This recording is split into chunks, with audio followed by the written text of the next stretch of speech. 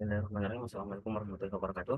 Di sini saya akan membahas mengenai keamanan email terhadap serangan phishing. Adapun latar belakangnya itu, di era digital saat ini, email menjadi salah satu media komunikasi utama yang digunakan secara luas oleh individu maupun organisasi, di mana fungsinya yang vital dalam pertukaran informasi menjadikan email sebagai target utama berbagai jenis serangan cyber. Salah satunya adalah phishing, di mana phishing merupakan upaya penipuan yang dilakukan dengan cara menyamar sebagai entitas terpercaya untuk memperoleh informasi sensitif seperti kata sandi, data pribadi, maupun informasi keuangan. Kemudian serangan phishing umumnya dilakukan melalui pesan email yang tak paksa, namun mengandung tautan atau lampiran berbahaya yang dirancang untuk mengoceh penerima. Akibatnya, banyak pengguna yang tidak menyadari bahwa mereka sedang menjadi korban manipulasi sosial atau social engineering yang pada akhirnya dapat merugikan baik secara pribadi maupun institusional. Adapun rumusan masalahnya itu yang pertama, apa yang dimaksud dengan serangan phishing dalam konteks keamanan email. Kemudian yang kedua, bagaimana cara kerja teknik yang bisa digunakan dalam serangan phishing melalui email. Kemudian yang ketiga, apa saja dampak yang dapat ditimbulkan oleh serangan phishing terhadap individu maupun organisasi. Kemudian yang keempat, strategi dan teknologi apa saja yang dapat digunakan untuk mencegah dan menangkal serangan phishing melalui email. Serta yang kelima, seberapa besar peran edukasi pengguna dalam meningkatkan keamanan email dari ancaman phishing. Adapun tujuannya yaitu yang pertama menjelaskan pengertian dan karakteristik serangan phishing pada email, kemudian mengidentifikasi metode dan teknik umum yang digunakan pelaku dalam serangan phishing, kemudian menganalisis dampak serangan phishing terhadap keamanan informasi, kemudian mengkaji teknologi dan strategi keamanan yang dapat diterapkan untuk melindungi email dari phishing, dan memberikan rekomendasi dalam peningkatan kesadaran dan interaksi keamanan informasi pengguna email. Kemudian kita masuk ke pengertian dan ciri-ciri phishing. Adapun pengertian dan ciri-ciri phishing itu yang pertama, email phishing merupakan salah satu jenis serangan cyber yang bertujuan untuk mencuri data pribadi seperti kata sandi, nomor kartu kredit, atau data pribadi lainnya. Email palsu yang ditampaknya berasal dari bank, perusahaan terkenal, atau lembaga resmi digunakan untuk melakukan serangan phishing ini.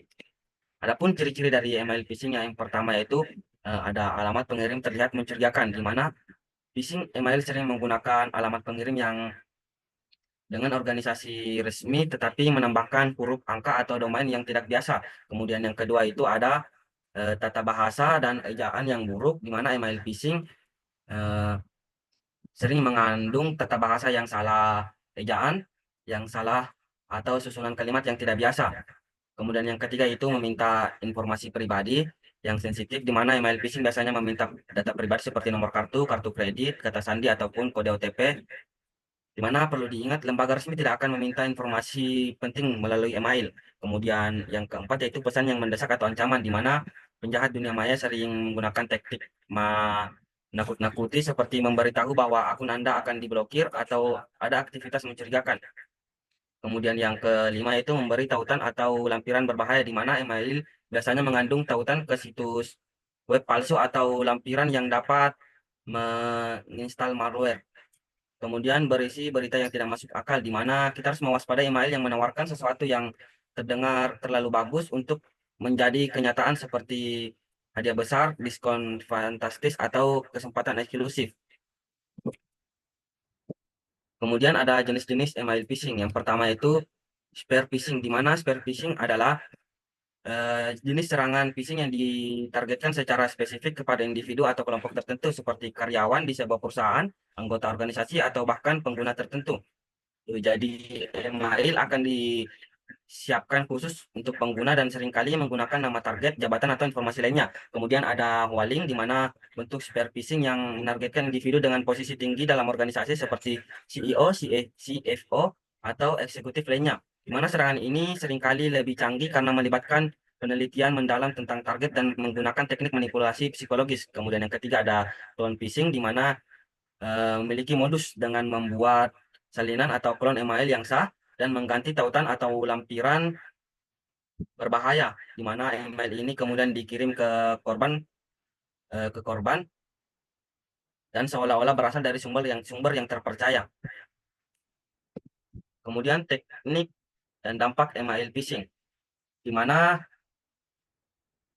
pelaku phishing mengumpulkan informasi tentang target, di mana informasi ini biasa diperoleh dari berbagai sumber seperti media sosial, website, atau bahkan daftar pelanggan. Kemudian pelaku membuat email palsu yang tampak berasal dari sumber yang terpercaya, di mana email tersebut biasanya berisi logo, alamat, atau nama domain yang mirip dengan sumber asli. Kemudian yang ketiga yaitu pelaku phishing mengirimkan email tersebut ke target tertentu atau secara massal. Kemudian yang keempat yaitu di mana jika target mengklik tautan atau lampiran atau mengisi data pribadi ke formulir yang tersedia, pelaku phishing dapat mencuri informasi pribadi atau data sensitif dari target.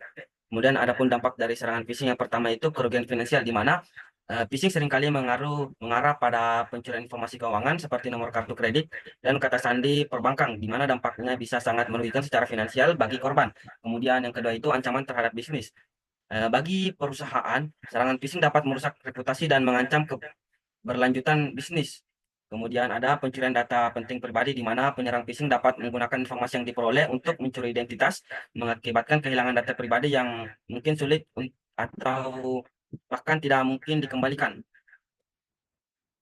Kemudian strategi pencegahan yang dapat diterapkan yang pertama itu pelatihan kesadaran keamanan dan untuk pengguna, di mana meningkatkan kesadaran pengguna adalah garis pertahanan pertama terhadap serangan phishing, di mana pelatihan yang rutin dan simulasi serangan dapat membantu pengguna mengenali tanda-tanda email yang mencurigakan. Kemudian autentikasi multifaktor atau MFA, di mana MFA menambahkan lapisan perlindungan tambahan dengan meminta verifikasi lebih dari satu cara seperti kata sandi dan kode OTP. Kemudian penyaringan email dan anti spam, di mana kita menggunakan solusi penyaringan email yang kuat untuk memblokir pesan mencurigakan sebelum mencapai kontak masuk pengguna. Kemudian yang keempat yaitu pembaruan sistem dan perangkat lunak, di mana sistem operasi, aplikasi, dan perangkat lunak keamanan harus secara rutin untuk diperbaharui agar eh, tidak rentan dieksploitasi oleh penyerang. Kemudian yang kelima itu perlindungan endpoint dan antivirus, di mana install perangkat lunak, antivirus, dan anti-spyware terpercaya di seluruh perangkat pengguna, di mana perlindungan ini dapat mendeteksi dan menghentikan malware yang mungkin terlampir pada email phishing. Kemudian yang keenam itu hindari klik tautan dan lampiran asing, di mana pengguna harus dilatih untuk memverifikasi tautan sebelum mengklik dan tidak membuka lampiran dari pengirim atau dikenal yang tampak mencurigakan. Kemudian yang ketujuh itu gunakan enkripsi untuk komunikasi sensitif, di mana email yang berisi informasi penting harus dienkripsi untuk mencegah pihak ketiga yang tidak sah mengakses isi pesan. Kemudian yang kedelapan itu monitoring dan logging aktivitas, di mana organisasi sebaiknya memantau aktivitas jaringan dan login pengguna untuk mendeteksi perilaku aneh atau mencurigakan. Kemudian ada pun studi kasus yang saya angkat, di mana nama studi kasusnya itu serangan phishing terhadap Bank BRI pada tahun 2022, di mana adapun kronologinya itu nasabah Bank BRI menerima email atau SMS yang mengatasnamakan pihak resmi BRI, kemudian pesan tersebut berisi informasi palsu seperti akun Anda perlu diverifikasi atau pembaruan sistem keamanan disertai tautan. Kemudian tautan tersebut mengarah ke situs palsu yang sangat mirip dengan situs resmi BRI. Kemudian di situs tersebut korban diminta masukkan data sensitif seperti nomor rekening, PIN, kode OTP. Setelah korban memasukkan data, pelaku menggunakan informasi tersebut untuk mengakses rekening dan melakukan transaksi ilegal. Kemudian adapun tanggapan dari Bank BRI mengeluarkan peringatan resmi kepada nasabah, memberi edukasi melalui media sosial, meningkatkan sistem keamanan, dan melibatkan Barreskrim Polri untuk mengatasi orientasi tersebut. Kemudian dampaknya yaitu kerugian finansial dialami oleh korban akibat saldo rekening yang terkuras, kelemahan deteksi dini atas situs phishing yang menyamar sebagai domain resmi, tingginya kemiripan tampilan antara situs phishing dan situs resmi, serta distribusi email palsu yang lolos filter spam atau verifikasi domain. Masalah utama yaitu kurangnya kesadaran dan literasi digital di kalangan pengguna terhadap ancaman phishing, kelemahan deteksi dini atas situs phishing yang menyamar sebagai domain resmi, tingginya kemiripan tampilan antara situs phishing dan situs resmi yang membuat pengguna sulit membedakan distribusi email palsu yang lolos filter spam atau verifikasi domain oleh penyediaan layanan email. Kemudian praktikum sederhana email phishing, di mana lingkungan uji cobanya itu Gmail atau email, Google Form, browser, Chrome, Microsoft Edge, dan tujuan praktikumnya itu memberi pemahaman terhadap bahaya email phishing, memberi pengetahuan tentang cara mengenali email phishing, serta melatih keterampilan analisis email secara praktis.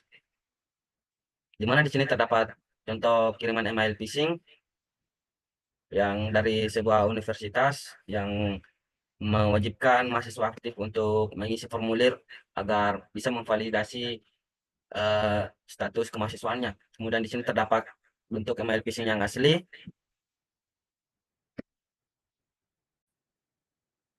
Baik, di sini saya akan mempraktikkan mengenai tentang email phishing, di mana di sini email saya menerima salah satu email yang tidak dikenal dan bisa bersifat phishing, di mana saya mendapatkan eh, email yang berisi kami dari bagian administrasi kampus sedang melakukan verifikasi ulang terhadap data mahasiswa aktif tahun ini. Silakan isi formulir berikut untuk mencegah dan untuk mempercepat proses validasi status Anda. Di mana ketika saya tidak berhati-hati dan mengklik link ini, saya akan diarahkan ke sebuah website atau sebuah eh, untuk mengisi verifikasi data diri saya, di mana ketika saya mengisinya,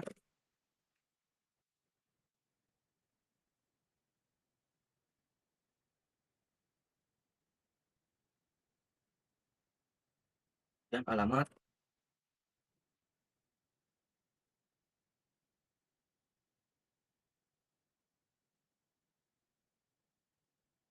Nah, ketika saya mengklik kirim, maka otomatis data diri saya akan didapat ke si pengirim atau pelaku pengirim email phishing apabila kita tidak berhati-hati dalam memilah atau melihat email yang dikirim.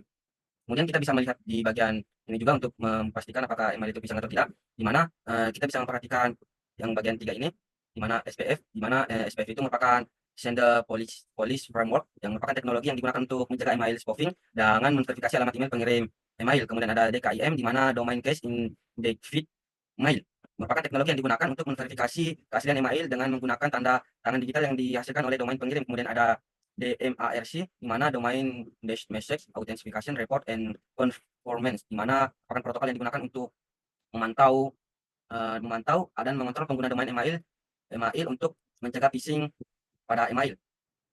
Walaupun di bagian sini itu bersifat pas semua, tidak file, bukan berarti isinya itu tidak berbahaya. Kemudian jika di bagian sini itu tertulis file, file atau gagal, maka eh, itu merupakan email yang berbahaya dan tidak akan masuk ke email atau akan masuk ke email spam. Uh, Adapun analisis dari praktikum ini yaitu sebagian besar email phishing menggunakan bahasa yang mendesak atau menakut-nakuti untuk memancing reaksi cepat dari korban. Kemudian alamat pengirim sering menggunakan domain yang mirip dengan domain resmi, namun sedikit dimodifikasi, contohnya bank.indo.com. Kemudian tautan dalam email phishing biasanya mengarah ke situs palsu yang dibuat menyerupai situs resmi. Kemudian adapun kesimpulan dari praktikum, yaitu praktikum ini berhasil membantu untuk memahami dan mengenali karakteristik utama dari email phishing.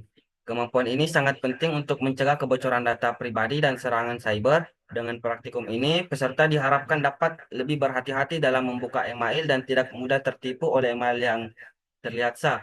Selain itu, praktikum ini juga menunjukkan pentingnya keterampilan digital dasar dalam melindungi diri dari ancaman online yang semakin kompleks, menjadi lebih terlatih dalam menganalisis komponen email secara kritis dan mengenali tanda-tanda manipulasi sosial atau social engineering yang sering digunakan dalam phishing. Dengan meningkatkan kesadaran ini, diharapkan pengguna dapat lebih proaktif dalam menjaga keamanan data pribadi dan ikut berperan dalam menjaga keamanan digital di lingkungan sekitar. Adapun kesimpulan dari keseluruhannya itu, phishing merupakan ancaman cyber yang sangat umum dan berbahaya karena menargetkan informasi sensitif pengguna, baik individu maupun organisasi. Teknik serangan ini terus berkembang, mulai dari email massal hingga metode yang lebih spesifik seperti spear phishing dan walling. Upaya pencegahan sangat bergantung pada edukasi pengguna, penerapan autentifikasi multifaktor, filter spam, inskripsi, serta membangun sistem secara rutin. Rendahnya literasi digital menjadi faktor utama keberhasilan serangan phishing. Oleh karena itu, perlindungan terhadap phishing harus dilakukan secara kolaboratif antara pengguna, organisasi, dan penyediaan layanan untuk menciptakan ekosistem digital yang aman.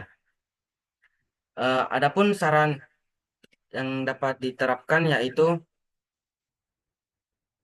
eh, yang pertama itu meningkatkan literasi digital, di mana pengguna internet terutama yang sering menggunakan email dalam kegiatan sehari-hari sebaiknya diberikan edukasi secara rutin tentang bahaya phishing dan cara mengidentifikasinya. Kemudian menerapkan teknologi keamanan memadai, di mana organisasi dan perusahaan perlu menginvestasikan sistem keamanan informasi seperti fitur spam canggih, autentifikasi multifaktor, dan sistem penguatan jaringan. Kemudian yang ketiga yaitu simulasi serangan phishing secara berkala, di mana pelatihan berbasis simulasi dapat meningkatkan kewaspadaan pengguna terhadap pelatihan berbasis simulasi email mencurigakan. Kemudian yang keempat, peran aktif pengguna, di mana pengguna harus lebih aktif dan berhati-hati sebelum membuka email, terutama dalam mengirim dari pengirim yang tidak dikenali.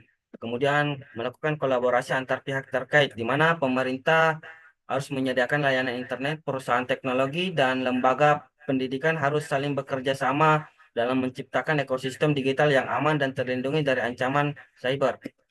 Baik, cukup sekian dari